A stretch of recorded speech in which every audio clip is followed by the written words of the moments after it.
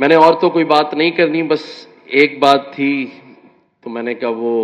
میں یہاں کر ہی دوں کہ جب پرسوں 2 دن پہلے ڈاکٹر ذاکر نائک صاحب یہاں گورنر ہاؤس میں اپنا لیکچر دے رہے تھے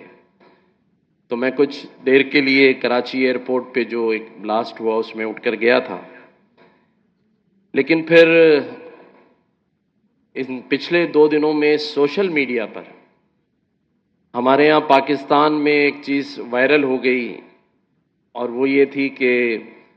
ہمارے جو مہمان ہیں، جو اسٹیٹ گیسٹ ہیں ڈاکٹر ذاکر نائک صاحب، انہوں نے ایک گلہ کیا ہمارے پی آئی اے کے ملیشیا میں جو اسٹیشن مینیجر تھے، تو اس کو لے کے پاکستان میں بڑی بات چیت ہوئی۔ تو میں نے کہا میں یہاں، میری ٹیم نے کہا کہ آپ اس پہ تھوڑی بات ضرور کیجیے گا، تو اگر میں اجازت لوں تو تھوڑی بات کر لوں۔ اور مجھے یہ پتا ہے کہ ڈاکٹر ذاکر نائک صاحب وہ بڑی شخصیت ہیں کہ ان کے سامنے جو بھی بات کی جائے بڑی رسندہ کیا پیشانی سے یہ بات سنتے ہیں، یہ کیونکہ ہم تو ایک چھوٹے سے طالب علم ہیں۔ تو میں صرف یہاں ڈاکٹر ذاکر نائک صاحب سے یہ کہوں گا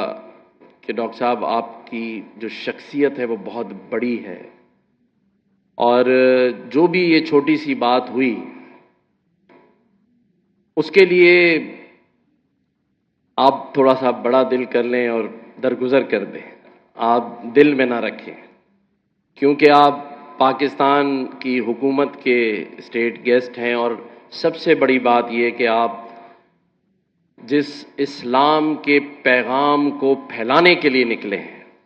اور لاکھوں لوگوں کو مسلمان کر چکے ہیں، وہاں اسلام کے کام کے لیے آپ نکلے ہوں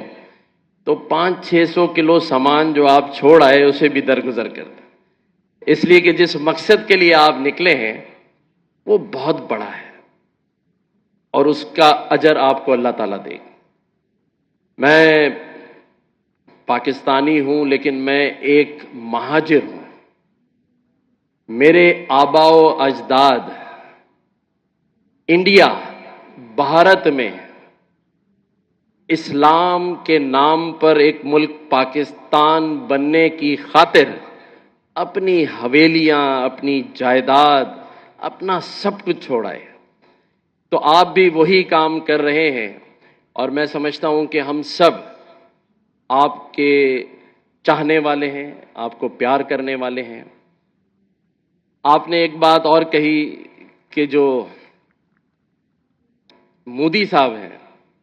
وہ برے ہیں، لیکن انڈیا میں رہنے والے جو ہندو بھی ہیں وہ آپ کو پیار بھی کرتے ہیں اور وہ اچھے ہیں۔ تو لوگ کہہ رہے تھے کہ پاکستان کو، ہمارے ڈاکٹر ذاکر نائک صاحب نے کہا کہ مجھے یہاں پریشانی ہو گئی ہے پاکستان میں۔ تو میں ایک بات صرف آپ کو کرنا چاہتا ہوں کہ مودی صاحب کا یا انڈیا کے جو انتہا پسند ہندو ہیں انہی کا یہ عکس ہے، یہ مصنوعی چہرہ ہے۔ مودی صاحب جو ہیں یہ وہ انتہا پسند ہندو ہیں جنہیں انہوں نے تیسری بار وزیر اعظم بنوایا ہے، تو وہ کیسے اچھے ہو سکتے ہیں جو ایک ایسے شخص کو، جس کو آپ خود برا کہہ رہے ہیں؟ تو وہ، ہاں وہاں اچھے لوگ بھی ہیں، مسلمان رہتے ہیں بڑی تعداد میں، لیکن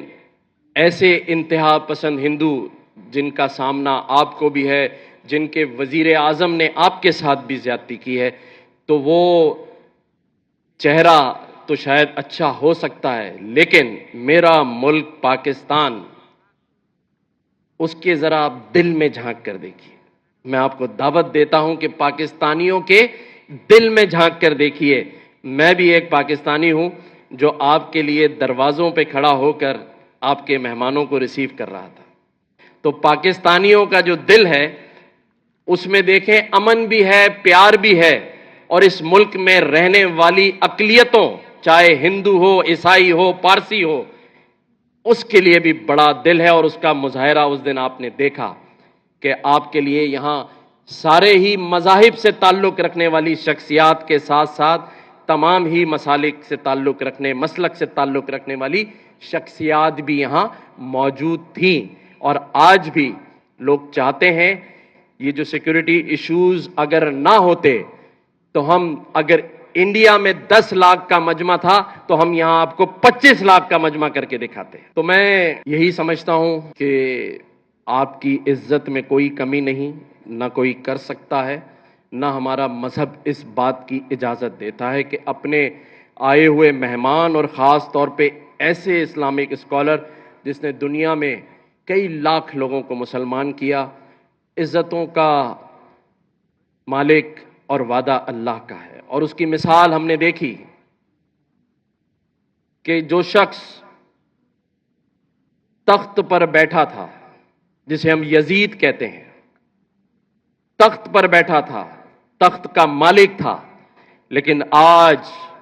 پوری دنیا میں کوئی مسلمان اپنے بیٹے کا نام یزید رکھنے کے لیے تیار نہیں ہے. اور جو تختہ دار پہ تھے امام حسین اور امام حسن،